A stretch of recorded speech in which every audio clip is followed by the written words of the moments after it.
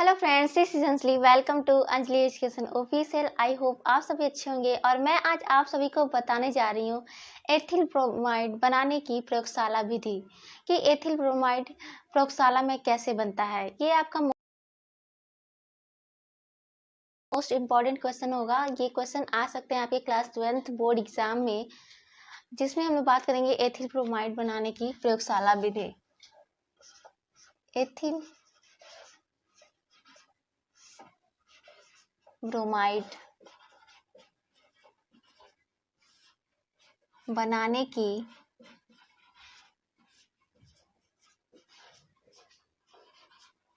प्रयोगशाला विधि।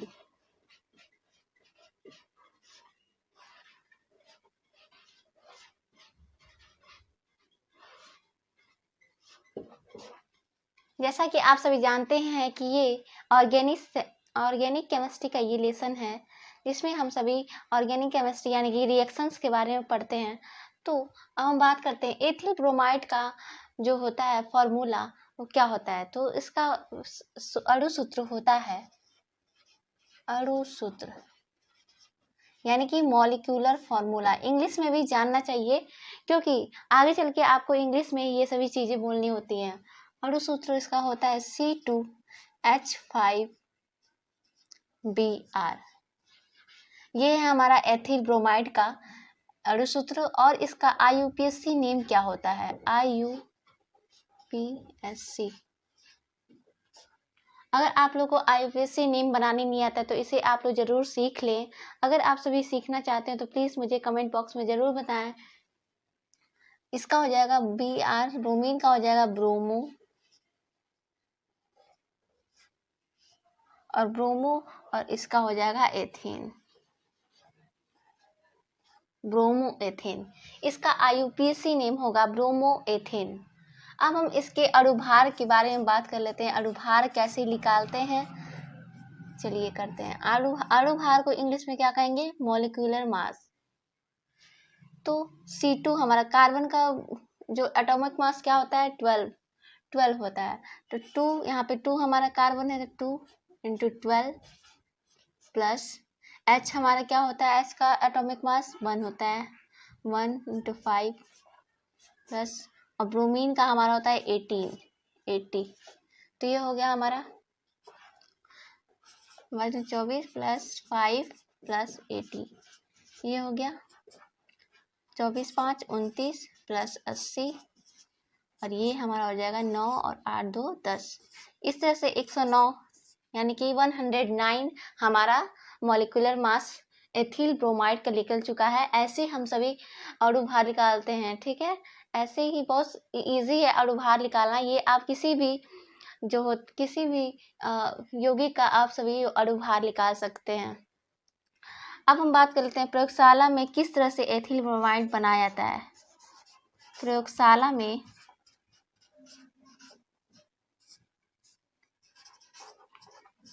Ethyl bromide बनाने के लिए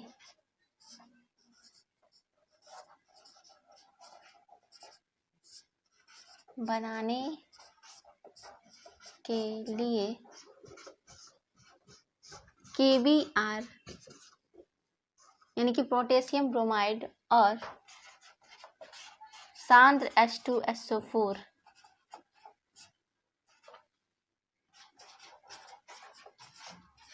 को एथिल अल्कोहल के साथ गर्म करने पर एथिल अल्कोहल के साथ गर्म करने पर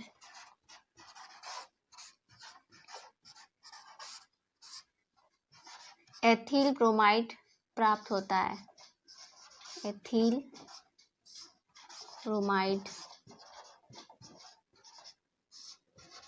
प्राप्त होता है।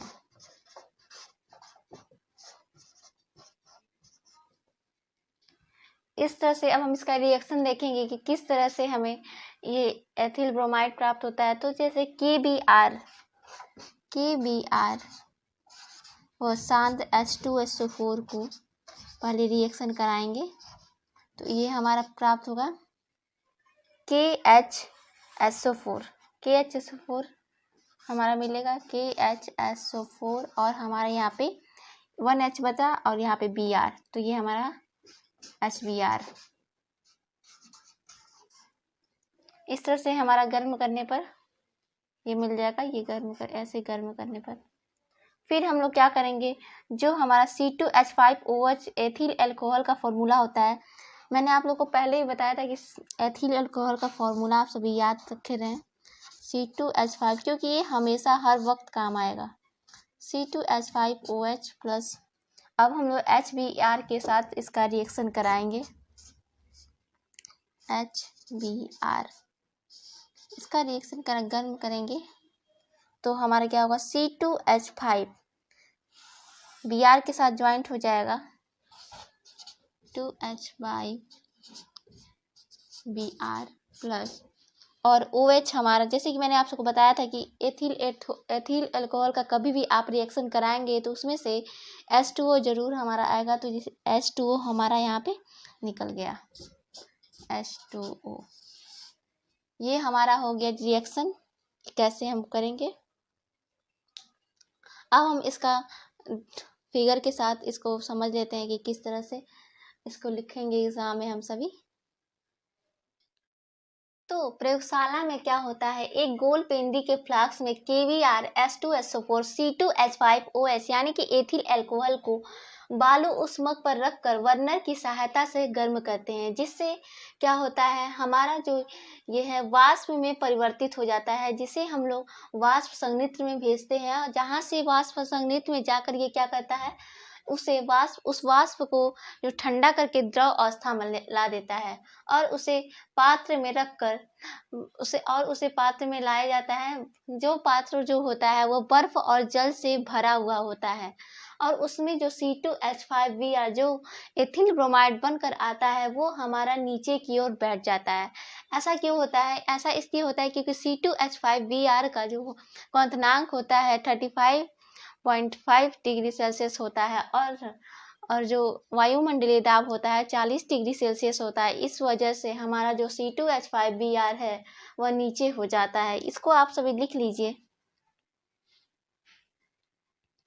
40 डिग्री सेल्सियस होता है वायुमंडलीय दाब, ये आप सभी को पता होनी चाहिए।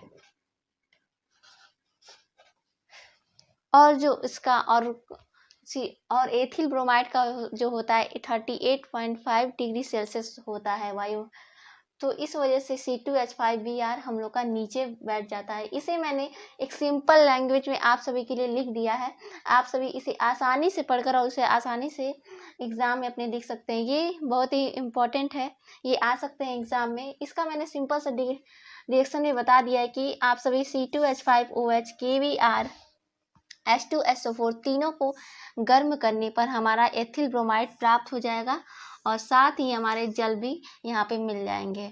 तो आई होप आप सभी को वीडियो अच्छी लगी हो। अगर अच्छी लगी हो, आप सभी को इसलिए हेल्पफुल रहा हो तो प्लीज़ मुझे कमेंट बॉक्स में ज़रूर बताएं। Thanks for watching this video.